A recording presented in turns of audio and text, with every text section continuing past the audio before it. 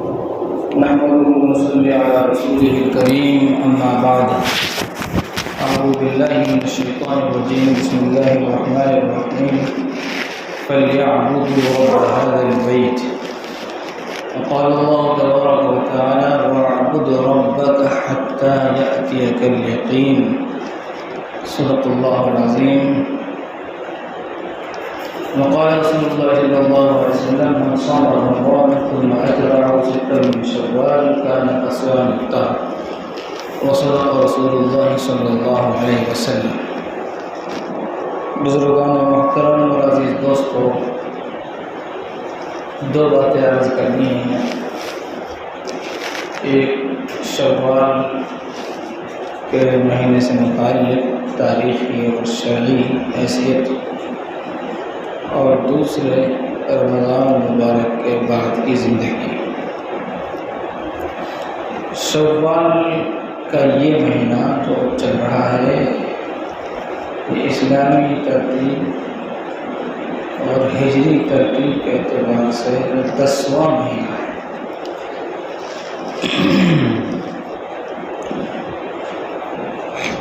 شرعی اعتبار سے تو آپ دیکھیں کہ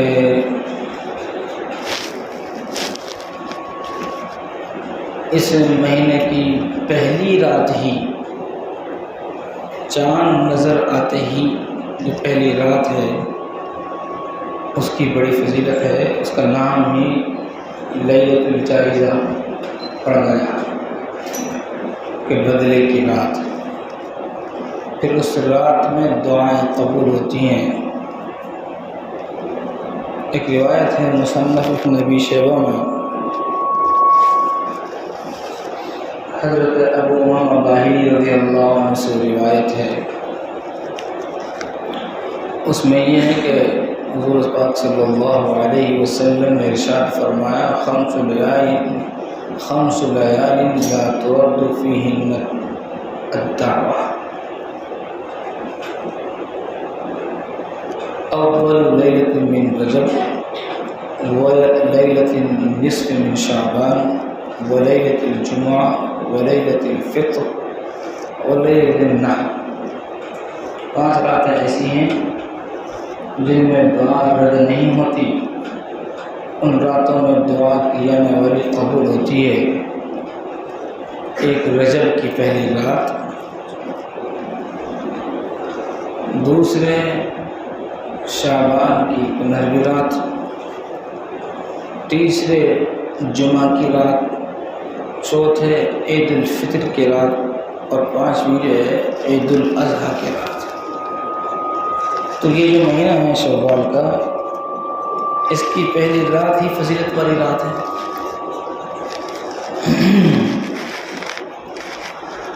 اور پہلی رات اور پہلا لمحہ ہی فضیلت سے شروع ہوتا ہے۔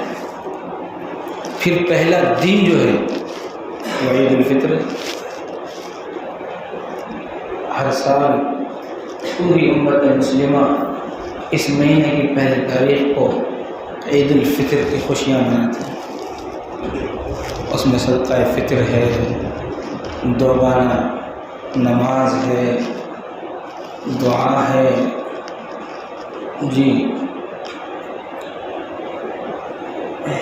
ہجرت کے بعد سن 2 ہجری میں پہلی مرتبہ عید الفطر ادا کی گئی۔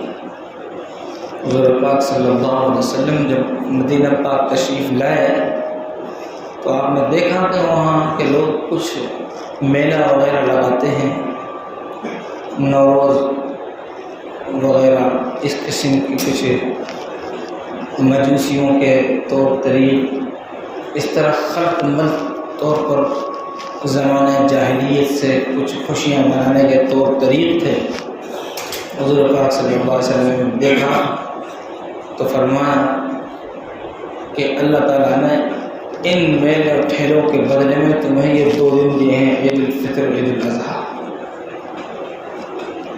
اس لیے ہمارے یہاں میلے ٹھیلے نہیں، لوگ میلے ٹھیلوں میں اتنے خوش ہوتے ہیں جیسے ان کی عید ہو۔ ہمارے یہاں عید الفطر ہے اور عید الاضحیٰ ہے۔ بہرحال تو اس مہینے کی پہلی تاریخ میں فضیلت والی روزہ داروں کو بخشش کا پروانہ دیا جاتا ہے. ان کی دعاؤں پر فرشتے آمین کہتے ہیں.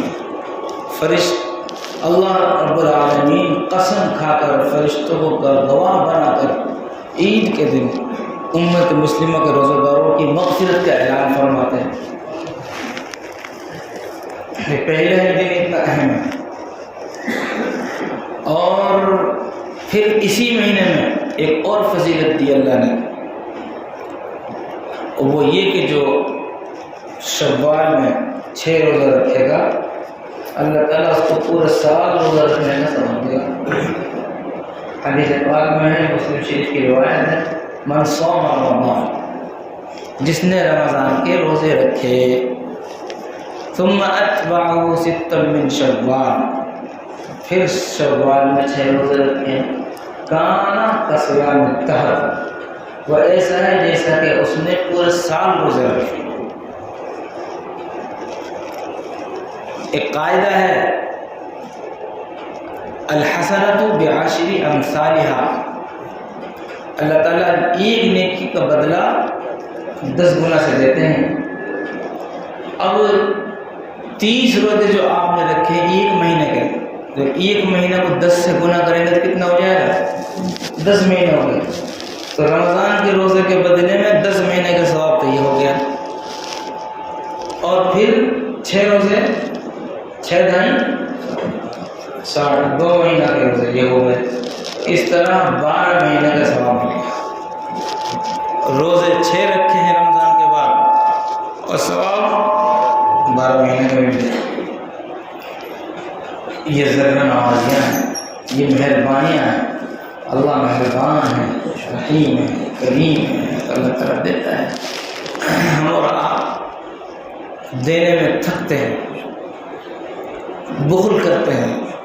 اللہ تعالیٰ دینے سے خوش ہوتا ہے. اس سے کوئی سوال کرے اللہ خوش ہوتا ہے. اس لیے شوال کے 6 روزے رکھنے کی کوشش کرنی چاہیے. اور یہ بھی آسانی ہے کہ رکھنے والے کو اختیار ہے، چاہے لگاتار رکھ لے اور چاہے الگ الگ کر کے رکھ لے، چاہے ہر ہفتہ میں 2 رکھ لے.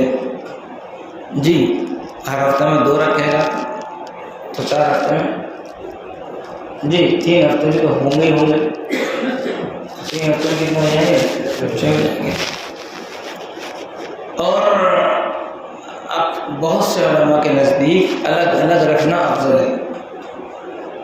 اس لیے کنٹینیو روزہ رکھنا آسان ہوتا ہے، اور 1-2 دن چھوڑ کر پھر رکھنا، پھر 1-2 دن چھوڑ کر پھر رکھنا، پھر 1-2 دن پھر یہ مشکل ہوتا ہے. تو اس میں زیادہ فضیلت ہے، زیادہ ثواب ہے. تو یہ تو اس کی شرعی حیثیت ہو گئی اس مہینے کی. اور تاریخ اعتبار سے آپ دیکھیں گے تو اس مہینے میں بہت سے واقعات ہوئے ہیں. حضور پاک صلی اللہ علیہ وسلم نے اس مہینے میں نکاح فرمایا. عائشہ صدیقہ رضی اللہ عنہا سے نکاح اسی مہینے میں ہوا ہے، رخصتی اسی مہینے میں ہوئی. اور اسلام کی سربلندی کے لیے اور اسلام کو غالب کرنے کے لیے مسلمانوں نے جان اور مال کی قربانی اس مہینے میں دی ہے. غزوہ احد، جنگ احد 15 شوال کو اسی مہینے میں ہوا، جس میں سرکار عالم جناب محمد رسول اللہ صلی اللہ علیہ وسلم کے چچا حمزہ رضی اللہ عنہ شہید کیے گئے. 70 صحابہ شہید. اور غزوہ بدر کا بدلہ لینے کے لیے کفار مکہ کے دل میں جو ایک آگ لگی ہوئی تھی، اس میں ایک بڑی تعداد میں فوج لے کر 700 گھڑ سوار فوج، جی 2000 اونٹ تھے، اور مکمل ہتھیار بند ہتھیاروں سے لیس ہو کر مدینہ پر دعویٰ بولا۔ صحابہ اکرام رضوان اللہ علیہم اجمعین نے جوان مردی کے ساتھ، بڑی جوان مردی کے ساتھ مقابلہ کیا اور اپنی جان و مال کا نذرانہ پیش کیا، کائیں کے لیے؟ اسلام کی سربلندی کے لیے۔ میرے بزدل نوجوانوں، سست نوجوانوں، اسلام کو بلند کرنے کے لیے، کائیں کے لیے؟ اسلام کو۔ میرے عزیز نوجوانوں، آپ اپنی جوانی کو لگا رہے ہیں اسلام کو مٹانے کے لیے۔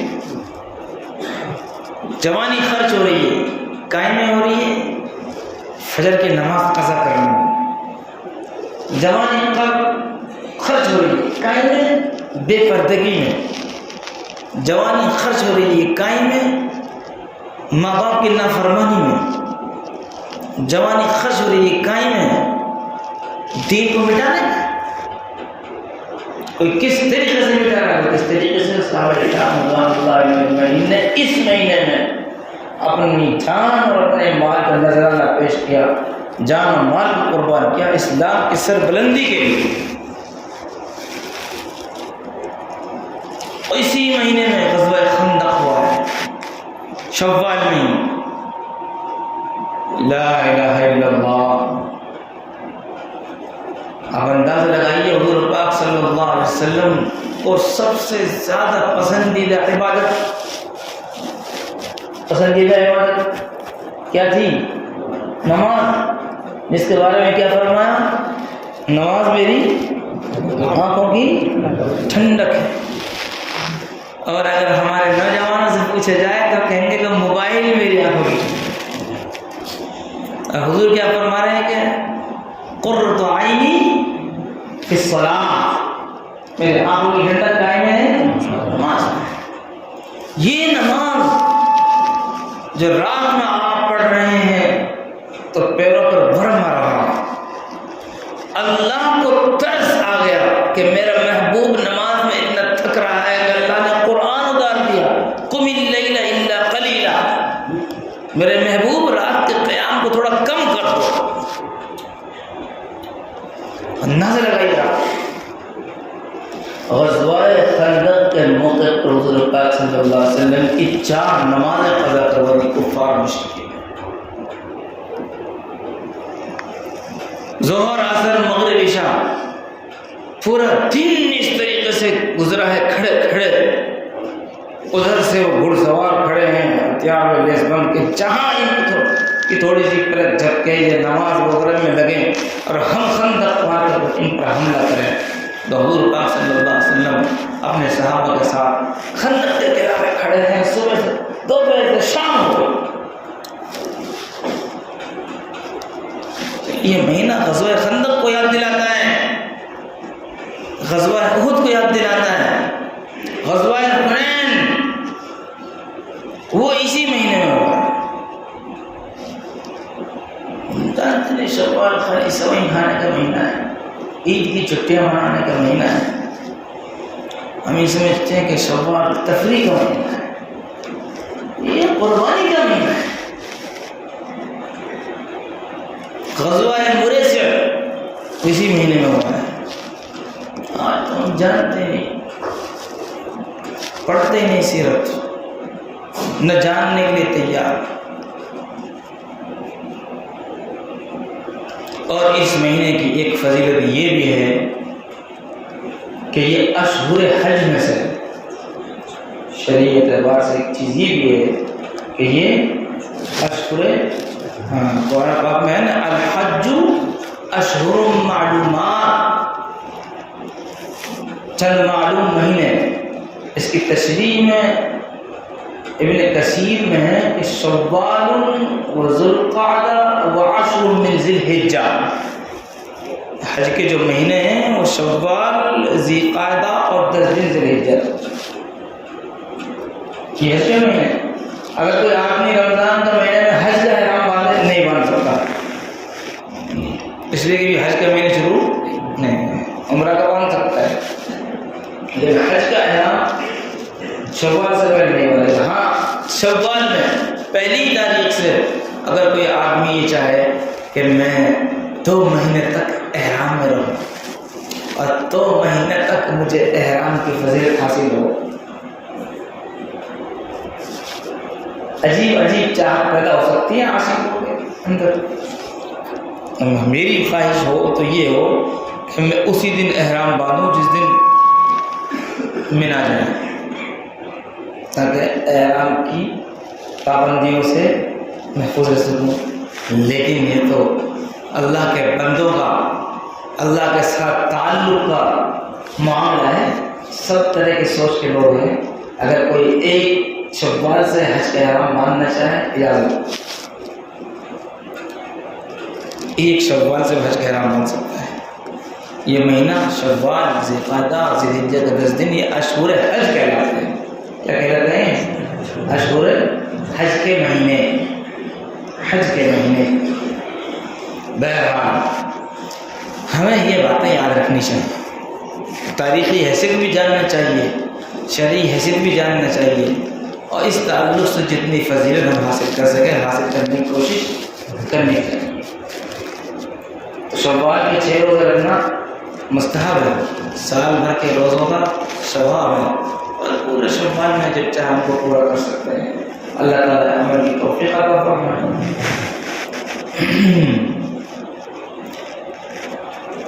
دوسری بات یہ عرض کرنی تھی کہ ہم ماہ مبارک اور مقدس مہینہ گزار کر آئے ہیں. رمضان کے وہ قیمتی لمحات اور رمضان کی وہ خصوصی برکات ہماری آنکھوں کے سامنے ہیں، ہمارے ذہن و دماغ میں ہیں، اور بے شمار خصوصیتیں، فضیلتیں، نعمتیں رمضان کا مقدس مہینہ لے کر آتا ہے. چلا گیا،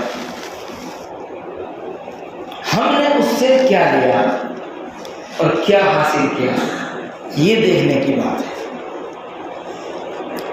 کوئی چیز بڑی محنت کے ساتھ ملے اور مر مٹ کر کوئی چیز حاصل ہو تو آدمی اس کی قدر کرتا ہے. کہتا ہے نا سب خون پسینے کی کمائی ہے، ایسے کیسے اڑا دی جائے، یوں کیسے گنوا دی جائے، بڑی محنتوں سے حاصل کیا ہے. تو اللہ تعالیٰ عید کے دن مومنوں کو، رمضان کے روزے داروں کو مغفرت سے نوازتا ہے، اور اللہ تعالیٰ کے یہاں سے اعلان ہوتا ہے کہ تمہیں معاف کر دیا، تمہاری مغفرت کر دی گئی. اور صرف یہی نہیں کہ مغفرت کر دی گئی بلکہ تمہارے گناہوں کو نیکیوں سے بدل دیا، تمہارے گناہوں کو نیکیوں سے بدل دیا. لا الہ الا اللہ. ذرا ان باتوں پر دھیان دے کر رب کی مہربانی اور رب کی رحمت کی طرف توجہ کرنی چاہیے کہ ہمارا رب کتنا کریم، معاف بھی کیا، مغفرت کے اعلان بھی کیا، اور گناہوں کو بھی نیکیوں سے بدل دیا. اب اتنی قیمتی چیز ملی مغفرت، اور ہم نے اس کی کیا قدر کی،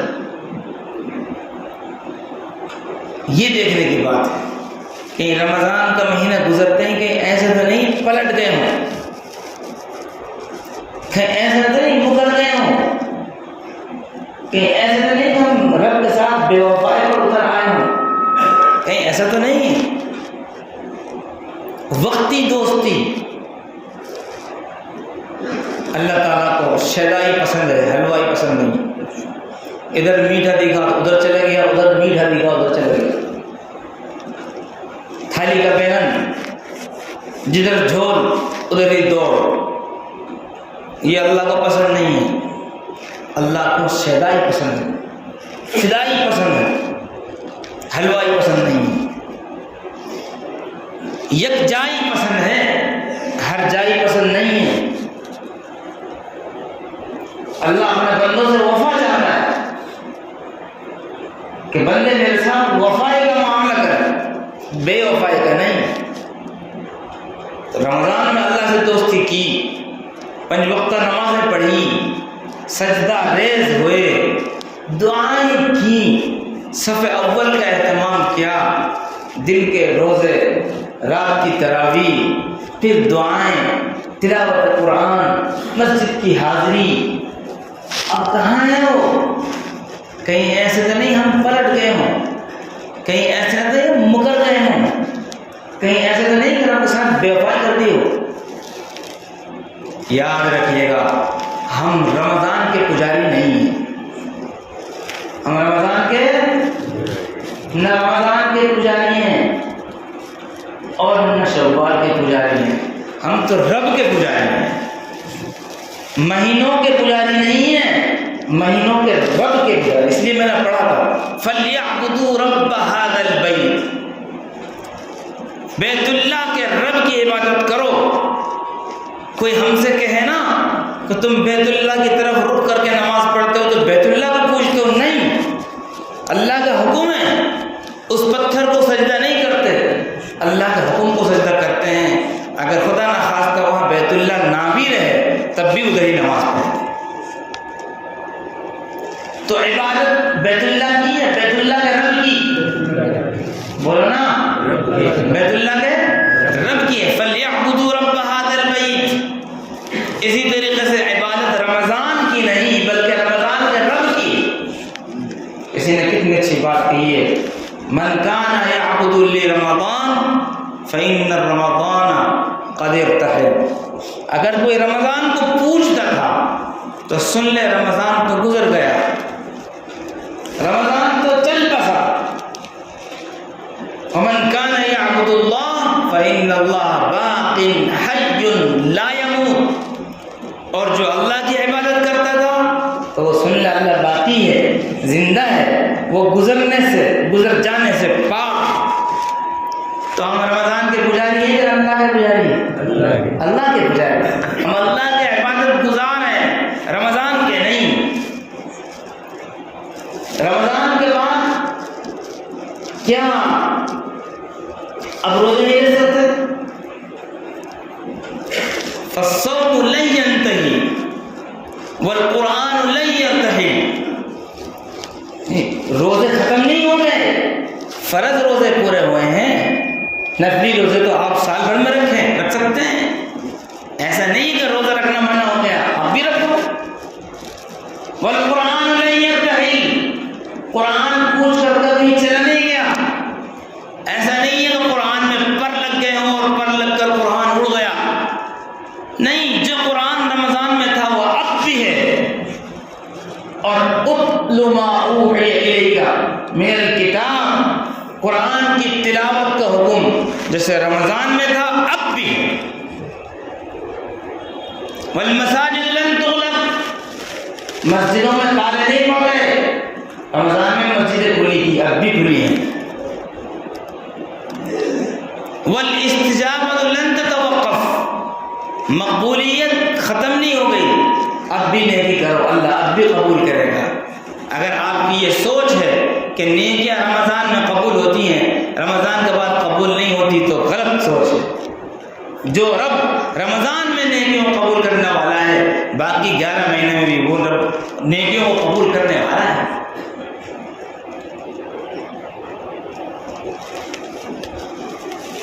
لا الہ الا اللہ. والاجر لن ينقطع، نیکیوں پر اجر منقطع نہیں ہو گیا، رجسٹر بند نہیں کر دیا گیا. جس طرح رمضان کے مہینے میں نیکیوں پر اجر دیا جاتا ہے، رمضان کے بعد بھی نیکیوں پر اجر دیا جاتا ہے. لہٰذا ایسا نہیں کہ نیکیاں رمضان کے مہینے میں کی جائیں اور رمضان کے بعد نہ کی جائیں، ایسا نہیں. اس لیے میرے عزیزوں، میرے دوستوں، ہمیں پلٹ کر اپنی طرف دیکھنا چاہیے. کہیں ایسا تو نہیں کہ ہم نے رمضان کے لیے رب سے صلح کی ہو اور رمضان کے بعد پھر ہم نے رب سے پھر تعلق ختم کر دیا ہو، قطع کر دیا ہو. نہیں، جس رب نے رمضان میں روزے کا حکم دیا ہے، اس رب نے پورے سال پوری زندگی دین پر چلنے کا حکم دیا ہے. قرآن یہ نہیں کہتا رمضان عبادت کرو، پڑھیے قرآن. قرآن یہ کہتا ہے وَاعْبُدْ رَبَّكَ حَتَّى يَأْتِيَكَ الْيَقِينُ. وہ اللہ یہ حکم دیتا ہے کہ اپنے رب کی عبادت کرو موت تک. کن رب